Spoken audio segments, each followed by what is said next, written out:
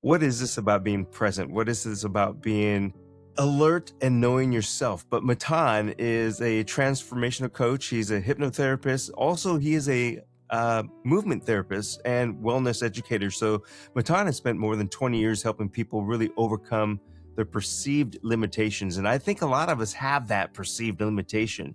And he's going to try to help us learn how to reconnect with ourselves, and not only ourselves, but with others as well. So, Matan, welcome to the show. Thank you. Very happy to be here, Jack. I'm looking forward to this because, again, using that word perceived, I know that I do that and I put a lot of limitations on myself. And I want to really learn again how to reconnect with myself, not just me, but with other people. So, I hope you can help me with that part. I like your curiosity. B, you said like we all have perceived limitation. It's one. There are a few questions that I like to ask people when I work with, especially when I do group and there is an opportunity to a group discussion. One is reality subjective or objective, and the second one is, are we operating logically or illogically? And surprisingly, what I find it is that usually over 95% of the people believe that they behave logically and believe that they see reality objectively. Well, let me ask you then, what seems to be the biggest limiting belief of people today, and how can they begin to really break free from that? The biggest belief is that we really believe it, that we're believing it to be true. Like, for example, before we started the show, my mother-in-law stopped by, and and I was like, in my mind, I was like, wait, I'm too busy to stop and say proper hello to her. And then it's like, no, I'm not too busy to say proper hello. So we are believing to our own beliefs, and we are confusing our beliefs with to be true. They're just a belief. I believe that because I often, when I'm having conversations sometimes with friends or colleagues, like I said, we tend to convince ourselves of something and then we end up believing that something. So, is there a common thread that connects people who successfully complete this change? Because I think a lot of people get stuck someplace, so they have this expectation of hypnosis is going to fix me right away. Yeah. So people who reach success, I can talk about the word success. I call it the S word because success is something that is very different for different people. For some people, success is achievement in their career or in their relationship, and it might be anything pretty much. However, success in what we call in hypnotherapy, in hypnosis, is to be able to look at the problem, let's say, that they had before, the trauma, the anxiety, the limiting belief, and not to have a connection with that, or to able to notice that, not to get triggered, and to respond differently. So the common thing when people reach out to me, they usually try 10, 20 years of therapy to overcome what they were doing, and they're ready to change. That's the common thing. They're ready to do something different. They understand that the issue that they're having is not a willpower problem. It's not that they're not good enough. It's like something is reprogrammed a little bit, is programmed differently in their unconscious mind, and understand that they need help in order to change that.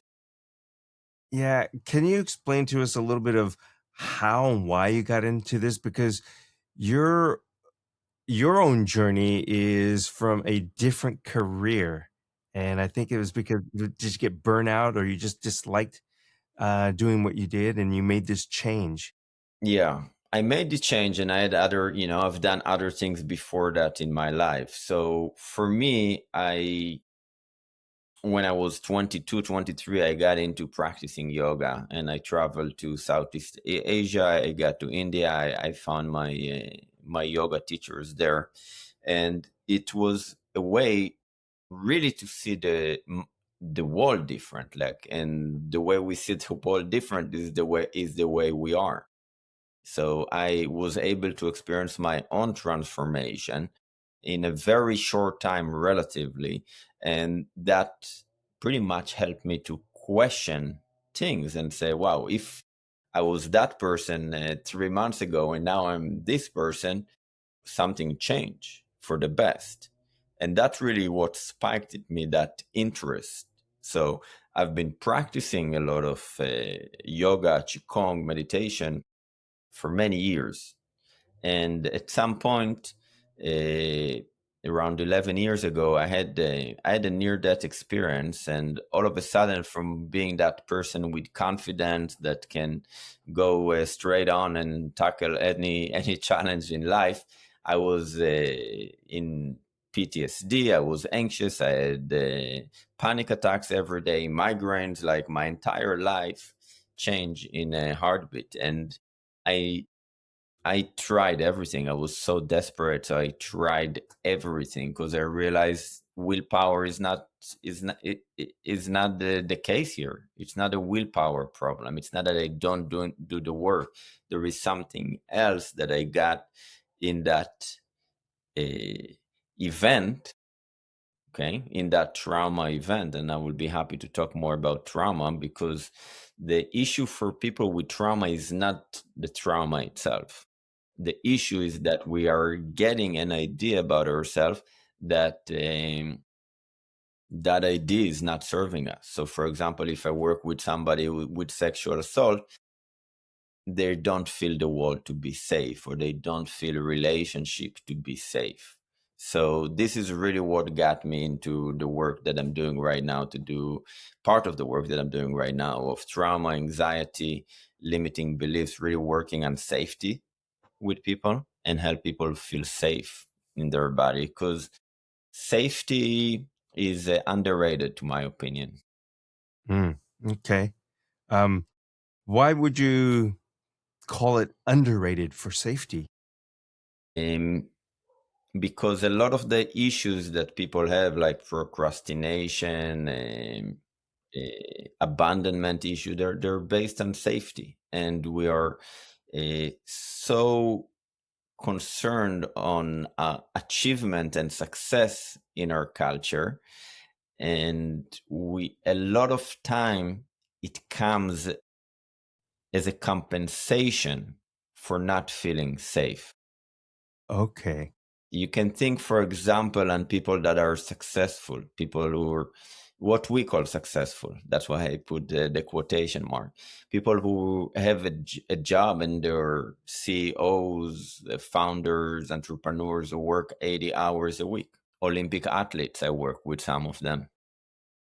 They have crazy amount of motivation, use that word, to take action that, let's say, a normal person like myself will not do that. No, like, I will not work 80 hours a week. If in case I need it, I would do it. However, I'm safe right now. I'm grounded. I have a family. I want to spend my time there. I don't have that crazy desire to prove something to myself. Yes, I'm glad you use that word proof, because I think you're right. Oftentimes we are competing against somebody or something else that we don't have to. I have to beat that person, or I have to be uh, the the top person making the most money out of my friends, or whatever it might be. But that is maybe not in alignment with who you are or the right purpose. Is that kind of what we're talking about? That's exactly what we're talking about, because competition is a belief that we have about the world. Hmm. Nature is also competition. Some of us learn it in school, and it basically changed that nature is more collaboration. Trees collaborate between each other. They share resources together. You know what's interesting about all this right now is that many people, I think, feel more connected with technology and digital than they do with themselves or humankind. Um, so, with that being said, what do you think the genuine connection has become, and why has it become so difficult to connect with people and to be to be real.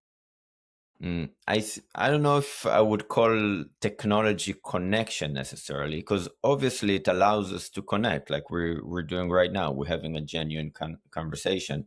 So the question is which avenue we're finding or which strategies we're finding to get dopamine. Okay. Mm, Because there is something different in being in a relationship and being a conversation than scrolling on social media. That's not connection, that's distraction. There is no present, there isn't real presence in that. all right.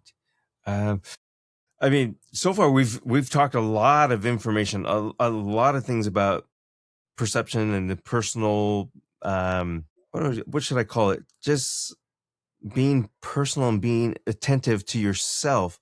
I wanted to make sure that people know where to go to find more information about you and about the services that you offer, because you offer personalized coaching services, hypnotherapy, and everything else to help people. And correct me if I'm wrong. Is it matansmovement.com? Yeah, that's one of the website. That's my hypnotherapy coaching website, and I will have a new platform. However, people write my name over the internet, they will find me. It's not that Yes. complicated these days. And it's exactly how it sounds. Matan, Matan. So not very difficult. Yeah. So, um, so we mentioned hypnotherapy and hypnosis.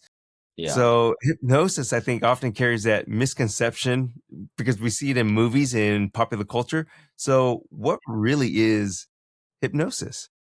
Hypnosis is a state that we experience all the time. Now, when all of our fun activities, there is a hypnosis in them. If it's exercising, if it's walking in nature, if it's having sex, if it's cooking, if it's eating, our mind constantly goes in and out into a trance state. Like there is that misconception that our unconscious mind is not there, and you have to, you have to get to put under or to use those heavy drugs or something like that to get you into a trance state. So hypnosis is just a state that it's a very natural state. What happens in that state is that our unconscious mind is open to receive new suggestions, new ideas that become truth in the unconscious mind. And we all doing it to ourselves all the time. Okay, the way we're speaking to ourselves. If you, for example, you're going to open the news for 3 days, probably you're going to be more anxious and depressed after those 3 days because you're going to absorb all of that information.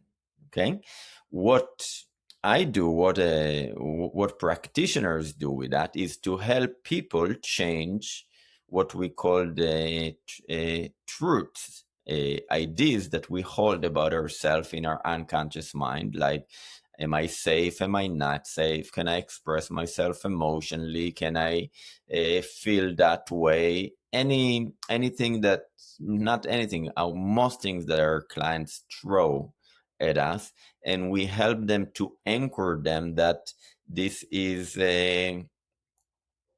where they're going to operate from. In more practical terms, people learn how to operate more from solution state versus more from a problem state.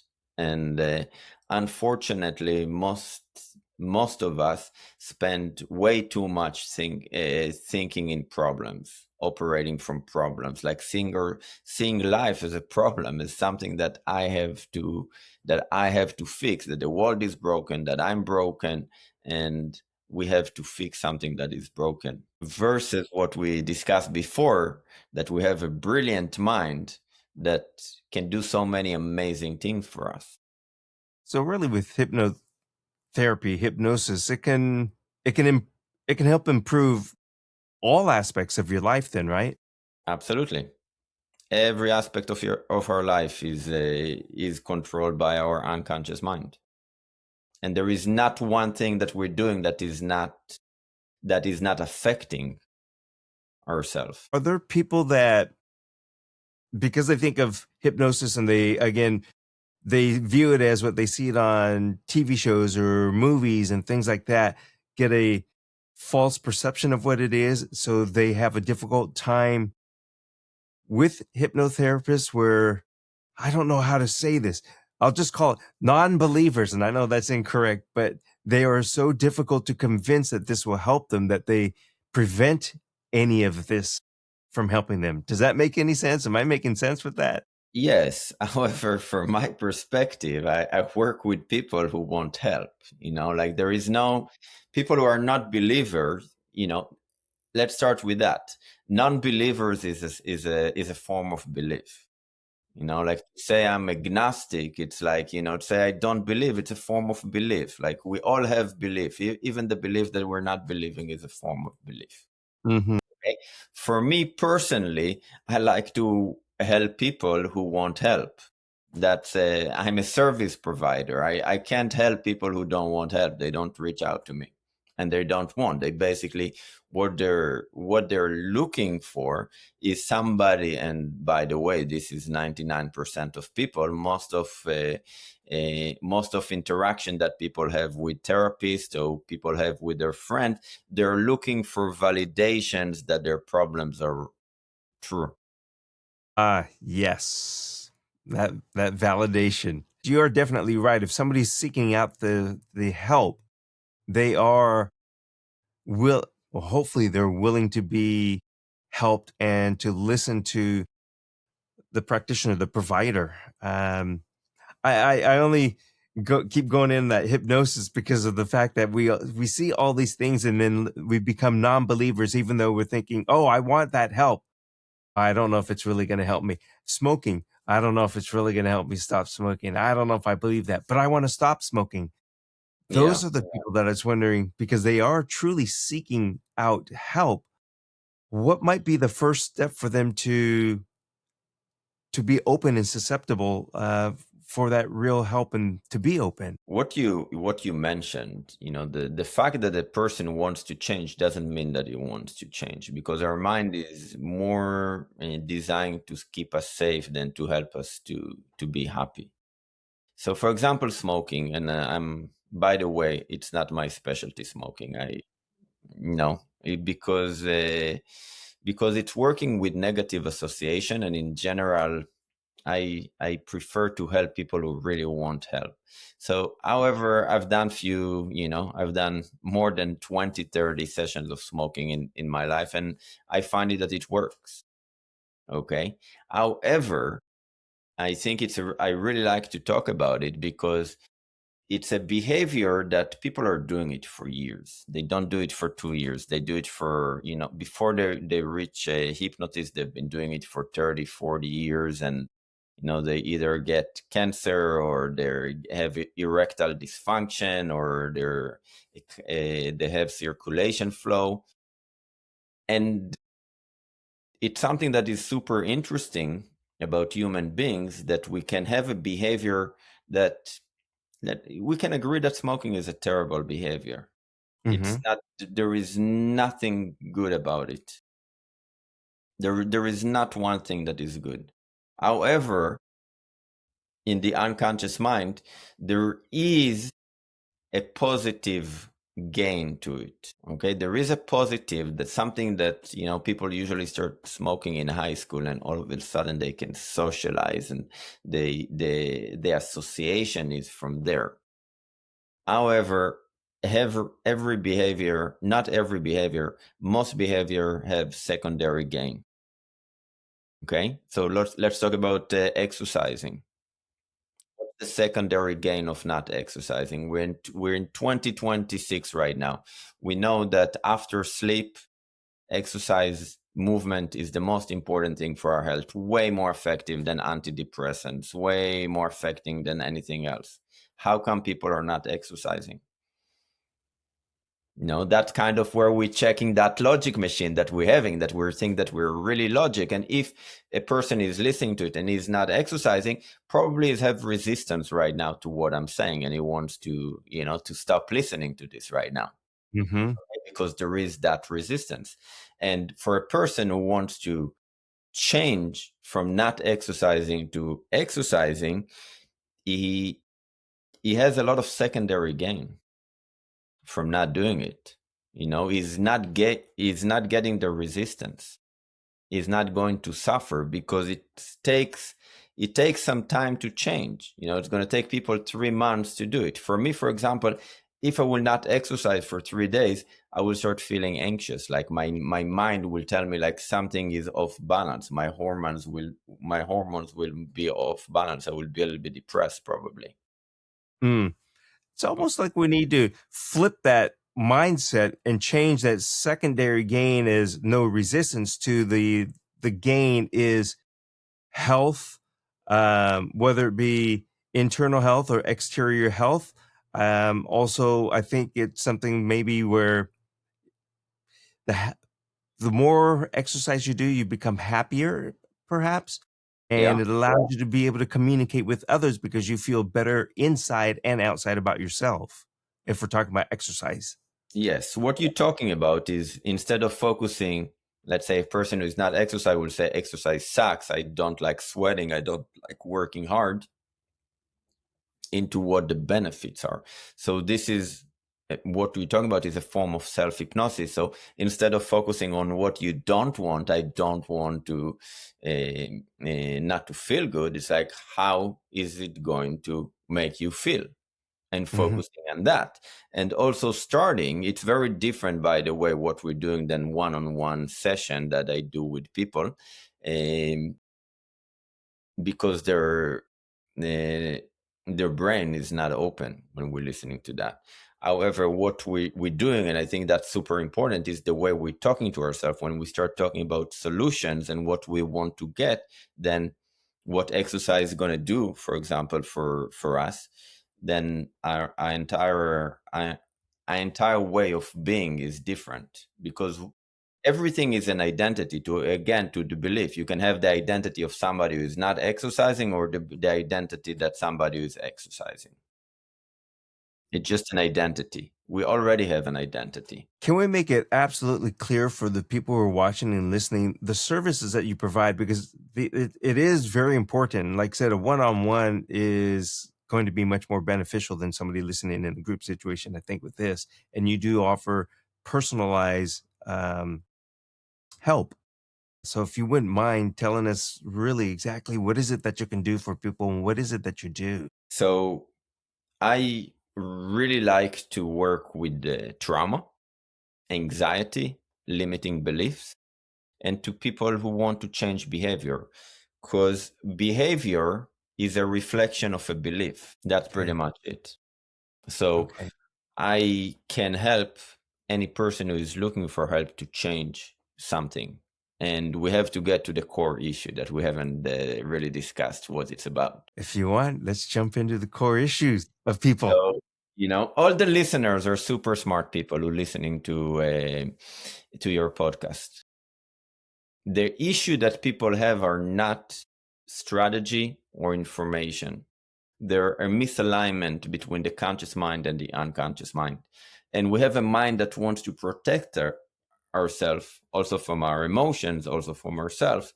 So a lot of time when a person says to me, this is the issue for me, this is the challenge, this is the problem, that's not really the issue. I can give you Okay. an example.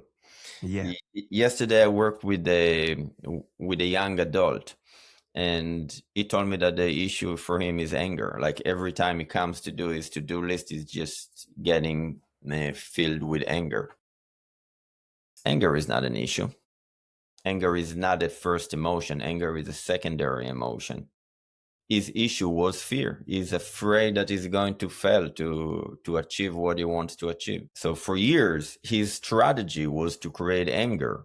And anger, nobody wants to be around us when we're angry in general. So it's a strategy that works for a lot of people. Yeah. I know it's a little different, but I think of the fight or flight situation. I would say yes, I'm familiar with that situation of not the anger, but everything that we've been talking about where I've convinced myself either I can't or I want the easiest way around the situation. So I don't face it because it's easier for me to not face it. Yes, that's an issue that every person, including myself, is having, that's the secondary gain, as we talk. Like, you don't have, you have your dreams and you don't go and do them. So you ask yourself, like, what am I getting out of it?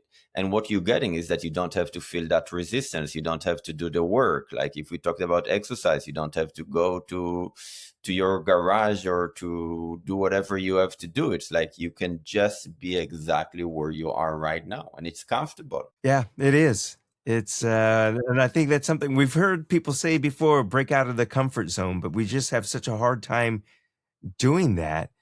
And I still think it's so difficult for many people to break out of that comfort zone. And And when you said we have, is like you identified as a we, not as a single person. By the way, this is just like a language thing. When people say, when you have that urge to to eat junk food, and I'm like, no, I don't have that urge to eat junk food. I changed that urge many years ago.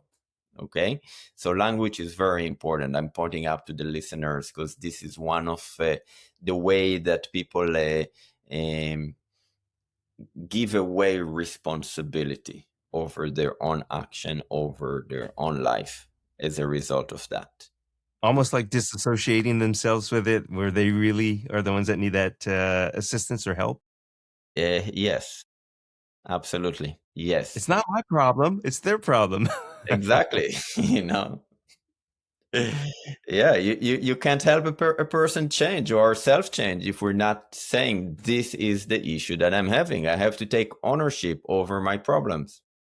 Otherwise, there's somebody else's problem. They're my wife's problem. They're my kids' problem. There's somebody else's problem. I'm going to try to make this really simple for folks, and correct if I'm wrong on this, Matan. It's kind of like Matan was saying when I said we. You need to own up to it. You need to say, I have the problem, instead of saying we, because then you're kind of like an outsider bystanding looking in at everybody else rather than looking into yourself. Is that a kind of a good way of saying it too? Absolutely. Ownership is important. Even though we're connected and, you can believe we all one and we all love and all of it, we have agency over our life. And if we talk in we instead of I want to do that, this is important for me, we're not going to do it. There is one situation that you need to use we. When you're with your wife, you need to say we. Yes, we operate as a family and the collective is more important. However, my role and my goal in family is to serve my family. I also get served by them. We work as a collective. We work as a team. However, I take ownership. Well, I just came back from vacation. My role in the family was to book the vacation, to book the car, the hotels, and all of that. All right. There are other family members who have different role, and that's true to every organization, every team. We have to learn how to communicate, and I love working with teams. We haven't spoke about it, but it's something that I do as well, because I love seeing a team that works together. And one of the things that is making teams not work together is inability to be in a conflict. Can you explain a little bit more about that, the inability to be in a conflict? Yes, if we want to grow with ourselves, in relationship with our partners, we have to communicate. And Mhm. having to communicate means that we're not going to agree about everything. That is a conflict. However, how we navigate the conflict is so important, because you don't want to win an argument with your wife or with your partner or with your husband. You don't want to defeat that person. That's not a good result. And this is how a lot of us learn how to think about a confrontation, that we have to win. Mhm. We have to operate. A team works together when it's stronger than the sum of the individuals. And in order to get there, we need to know how to communicate. So I have that experience from being in a sailing team. before, of being part of the military. They work in teams, and I think that's true. A team can achieve way more than an individual. I immediately go to thinking about, again, about the I and we and taking ownership. And I now view this as I need to do whatever it is, take the ownership so we can accomplish this together. That's how I'm starting to understand and think about this. And I don't know if that's correct, but that's how I'm understanding it. Yes, and what I hear from you is that I hear that there is an element of surrender, that you're give up, like that I am in control. I have to decide everything, versus we're a team, we're working together. This is my role. I'm going to do my role the best. The other person, I have to trust him. There is no other choice but trusting. And I think that's what's very hard, let's say, in business and in a relationship, to trust the other person. Yes. I definitely see this as very useful also, like I said, in a business situation or corporate life, or for businesses to have a coach such as yourself.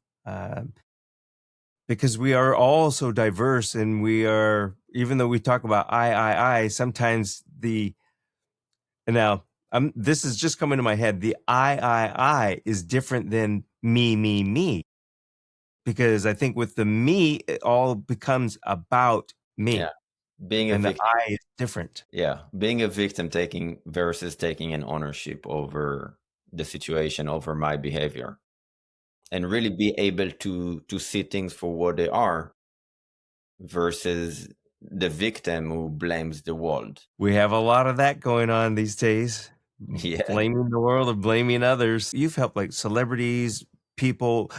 Bottom line is people. We're all people. We're all the same. It doesn't matter how much money you have or how little money you have. I think that we basically all want the same thing, and we need to learn how to live together and to love ourselves. Yeah, it's not Olympic athlete problems, or it's not celebrity problems, it's human problems. It's not Hmm. man or woman, it's human. Most of the issues, I think 99.999, are human issues of um, that we all have. Uh, Now, this might sound like a silly or maybe a somewhat of a difficult question to answer, but because you've worked for so many years in this field and you've helped so many people, what have you learned about what really means to live a meaningful life? Great question. I think that when I work with individuals, one of the things that I like to start with are values. That's more coaching, less hypnotherapy. However, there is an element that comes to hypnotherapy, because everybody has different values. Like, some people value power, some people value nature, some people value charity, some people value flexibility, family, relationship, health. Everybody has different values, or I like to look at it as the DNA of the person. Hmm. And once a person find what are values, then is able to design a life that is in alignment with their value, and that what leads to happiness. So, I'll give you an example. For me, I love to have flexibility in my life. I love nature. I love spending time with my kids. I really enjoy being a dad. Okay, so I designed a life that allows me to do all of that. That allows me to take 6, 8 weeks vacation a year, to unplug, to have the afternoons, a lot of the afternoons with my kids, and play with them, to go do activities that I like sailing and hiking with them. And that's what makes me happy.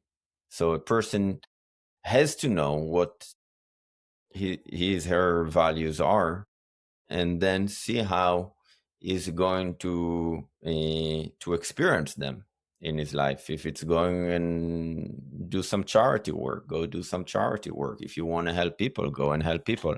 For me, it's important service. So I have a career that is around helping other people.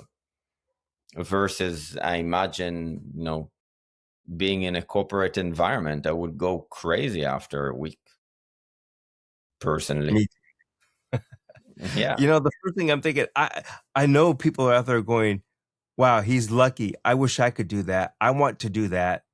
I can never do that." that's a So, belief. mm-hmm. You know, Say, that's a belief, because what you're saying is like what you're referring to. You're referring to a gap, and we all have this gap of where we are right now and where we want to be.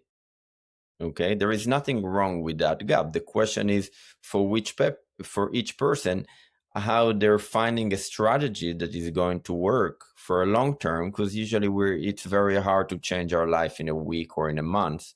How we are changing where we are in our life. So that's in a way the difference between.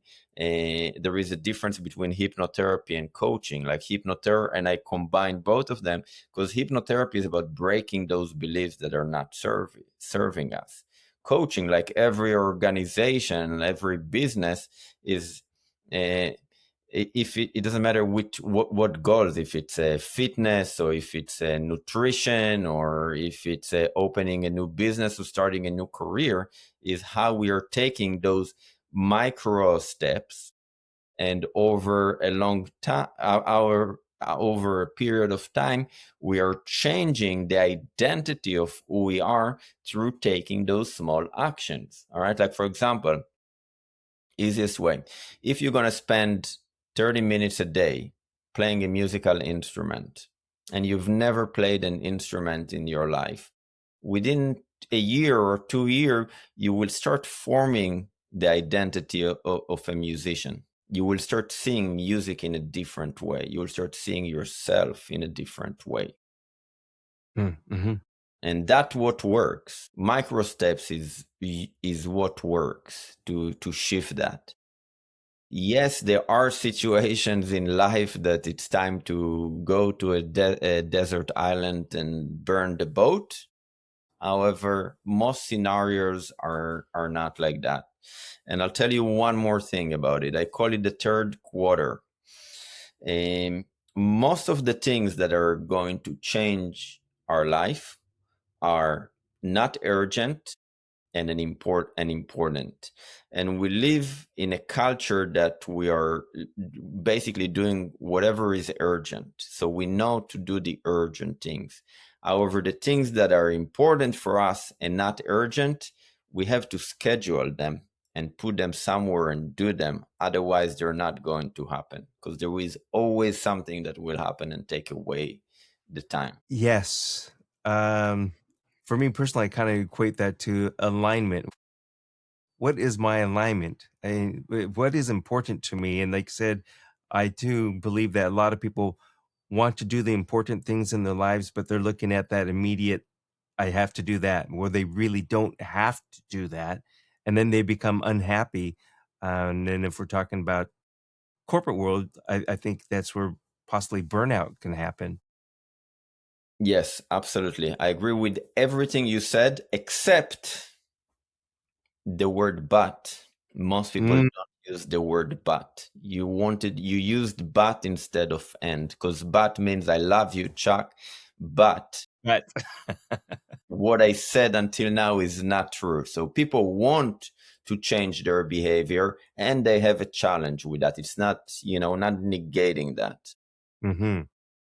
Well, you did say at the very beginning, semantics and words. Words have a big role in this, and I guess words can really convince yourself of whatever it might be or not be.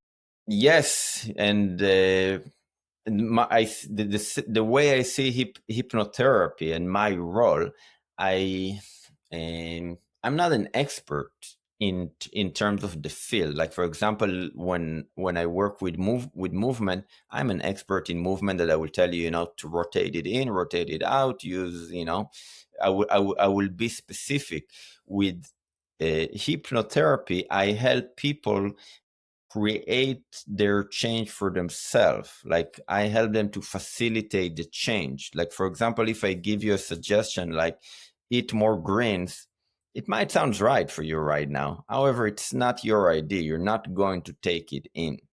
Okay, so the everybody is a hypnotist. Like if you have kids, they believe to what you're saying. They're just absorbing your behavior. They're seeing your behavior and they're learning how to behave in their life. This is how we work. So we are all programming ourselves, whatever word you want to use it. You like the word program or whatever. We all, the way we're talking to ourselves, the way we see the world, we keep enforcing that. And we have to start challenging that and to speak to ourselves different if we want to change our life. I have one more question in general for you, and then if you'd like, you can mention a little bit more about your movement practitioner, your movement coaching, and things like that, if you'd like. But I was kind of wondering about um, what's the relationship between being present or presence and happiness? Is there a difference between presence and happiness, or is it one and the same, or can it be the same? I think happiness is the hardest word to explain, because it's I look at it more as a byproduct of life. So, for example, if you take certain amount of action or specific amount of action, they will lead you to happiness. You can focus about joy, you can focus on love, you can focus on gratitude. Uh, Happiness is a little bit different than that. So chasing happiness is not a good goal for me in life. Okay. It's like trying to chase the sun. It move the air turns around. It's the same illusion. Presence is I look at it as one of the keys for happiness, because we have to develop presence. Like presence gives us the feeling of safety. It gives us a feeling of connection. Gives us a feeling of gratitude. We can't. We know it on a. We know that we cannot be in the future. That the only place for us to be is right now. That we know that on a conscious level, on an unconscious level. However, we have to bring it down to earth, that we are here with what there is in front of us. And we live in an age of distraction right now. That a lot of time our brain, there is a term for it, I think it's called FOMO, that maybe there is a better party. Maybe people are having more fun than where I am right now. Yeah. And as a result of living in in that distraction, we're stop being here. Like our presence, in terms of like on a somatic level, our presence is somewhere outside our head, and we're forgetting that we're having a body, and we can really embody and be present in our body.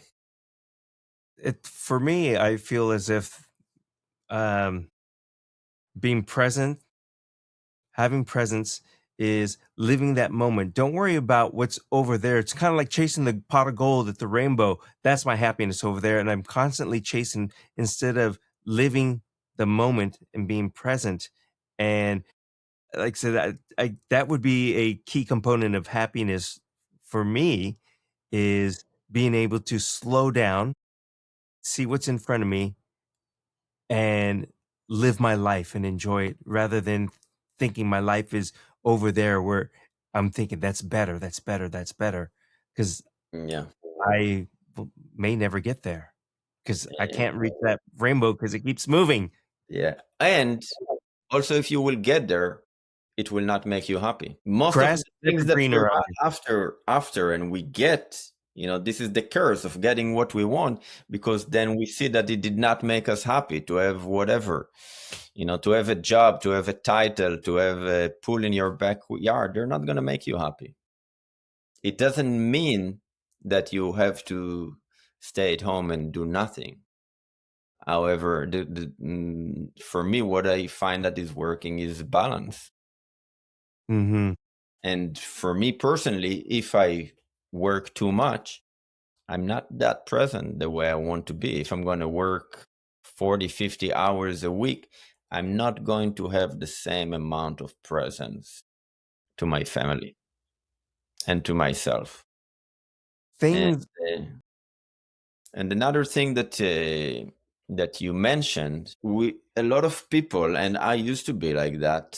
They're not safe in their body, so they're consciously, unconsciously, in fight or flight or freeze. So they're not safe. They're In order to feel present, our nervous system has to, and this is, by the way, a course that I have on my website. um, we have to shift out of survival physiology. And most of the world, even though we have houses and cars and food and we're never going to starve in our life, we live on an unconscious level, on a nervous system level of survival. And shifting out of survival, to my opinion, is the most important thing that we can do, because otherwise we keep chasing, if it's an Olympic medal or money or what we call success or whatever it is. We just don't have the capacity to be grounded. yeah, absolutely.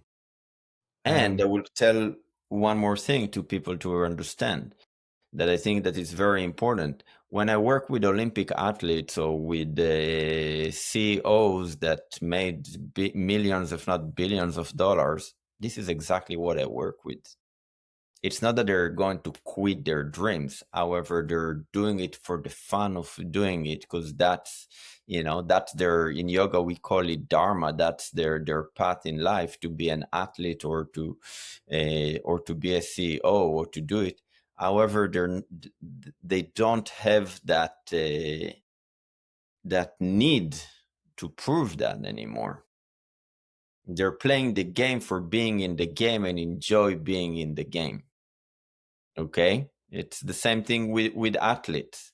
Like, enjoy playing basketball. That's what people want. Like, when I work with a professional basket player, that's the solution that they usually want to have, that they want to enjoy the game the same way that I and you and everybody who is listening, we all want to enjoy the game of life, to be alive, to whatever exploration, whatever art, business, cooking, whatever you're doing. Just be present and enjoy that, being open to the beauty that exists just by being here right now. can I say it's the journey and not the destination? Absolutely. Amen. There's Again, you make things sound so simple, and maybe it is simple, but we make it so difficult to do these things. And I firmly believe that we do need coaching and help uh, to to get ourselves aligned to whatever it is that we want or that I want. Yeah.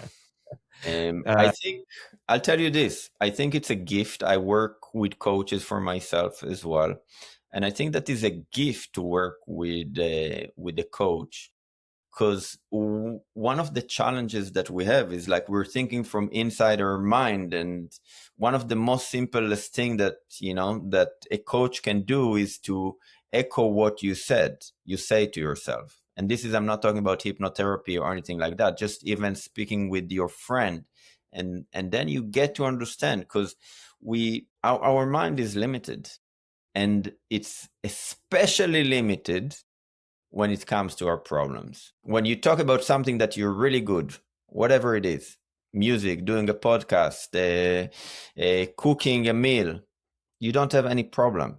When it comes to problem, all of these limitations start coming up, and we're not seeing reality clearly.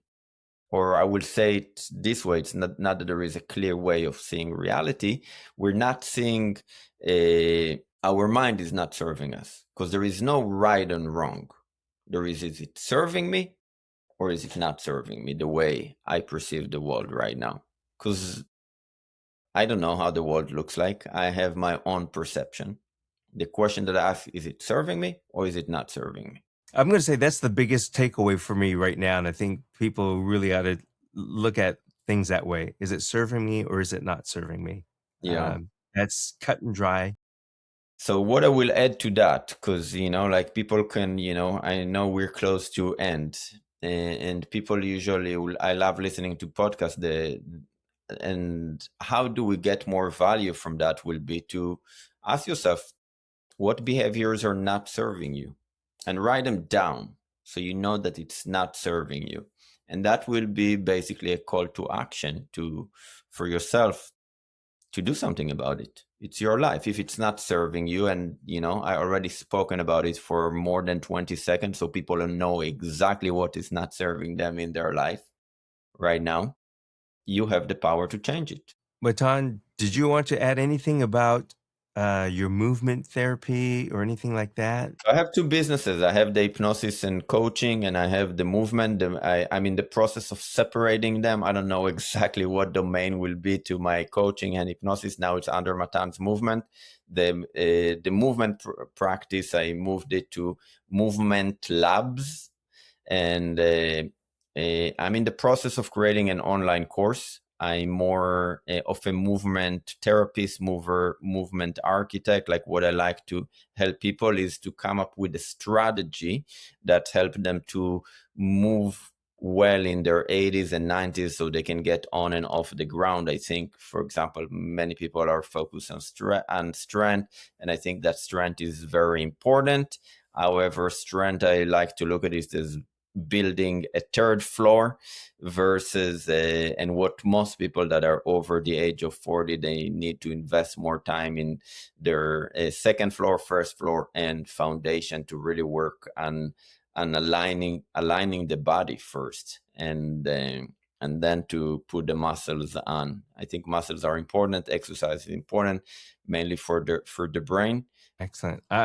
I truly love how you've really incorporated all these different modalities, like I said, hypnosis, therapeutic movements, yoga, Pilates, meditation, breath work, qigong, all of that. There's so much that you have to offer all of us. So thank you very much.